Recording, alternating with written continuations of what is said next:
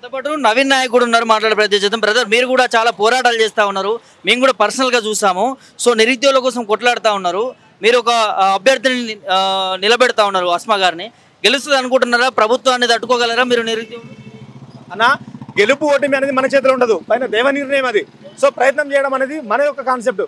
So మాకు మోసం చేసినందుకు అంటే ఆనాడు మనకి ముచ్చల సత్యనారాయణ అన్నాడు, తెలంగాణ సోదర మోసపోతూ నువ్వు గోసపడతావని చెప్పేసి. సో మోసపోయినాం ఇవాళ, వీళ్ళని నమ్మినందుకు, కాంగ్రెస్ నాయకులు నమ్మినందుకు మోసపోయినాం. సో మా ప్రధాన డిమాండ్ ఒకటే, వీళ్ళు మాకు సకాలంలో జాబ్ క్యాలెండర్ ఇచ్చి ఉంటే మాకు ఈ శ్రమ వచ్చేదా, ఈరోజు ఈ రోడ్డు మీద తిరిగేటువంటి అవకాశం మాకు వచ్చేదా? సో కాబట్టి వీళ్ళ యొక్క పరిపాలన చూసే మేము ఇవాళ ఈ స్టెప్ తీసుకున్నాము. అంటే వీళ్ళు ఎలా అంటే అహంకారంలో ఉన్నాయి కదా, అంటే మేము పాలన అందించకుండా మంచిదే, వాళ్ళే మా ఎంబడి వస్తారు, వాళ్ళే మాకు గెలిపిస్తారు అనే ఒక అహంకారంతో కొట్టుకుంటున్నారు. వీళ్ళు సొంత ఆస్తులు కూడగొట్టుకోవడానికి, వీళ్ళ యొక్క ఆస్తులు మొత్తం కూడగొట్టుకోవడానికి వాళ్ళు మొత్తం ప్రజలను పక్కన పెట్టేళ్ళు. వీళ్ళ యొక్క పాలన అంటే వీళ్ళ యొక్క పదవిని కాపాడుకోవడం కోసం ఢిల్లీకి పోతున్నారు. ఉన్నటువంటి రాష్ట్రంలో బడ్జెట్ మొత్తం కూడా వాళ్ళ యొక్క సొంత లాభాల కోసం, సొంత స్వలాభం కోసం మొత్తం కూడా నాశనం చేస్తున్నారు. కాబట్టి ప్రజలు మొత్తం గమనిస్తున్నారు. సో కాబట్టి వీళ్ళు ఖచ్చితంగా బుద్ధి చెప్తారు. ఈ జూబ్లీ హిల్స్ ఎలక్షన్తోనే ఈ కాంగ్రెస్ నాయకులకు ఒక బుద్ధి చెప్పినటువంటి వాళ్ళు మేము అవుతాం. కాబట్టి సో ప్రజల మొత్తం బాగుపడాలంటే జూబ్లీ హిల్స్ ఎన్నికతో స్టార్ట్ అవుతుంది. సో కాబట్టి జూబ్లీ హిల్స్ ప్రజలు ఒకటి గమనించాలి.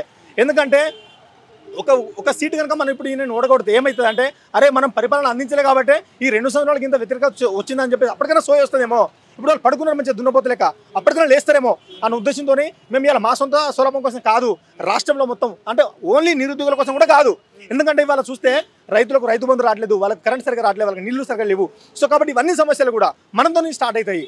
దాంతోపాటు మనకు ఉద్యోగ అవకాశాలు కూడా వస్తాయి. కాబట్టి నోటిఫికేషన్ కూడా వీళ్ళ మెడలు వంచి మనం రప్పించుకోవాలంటే మేము ఈ ప్రయత్నం చేయాల్సిందే.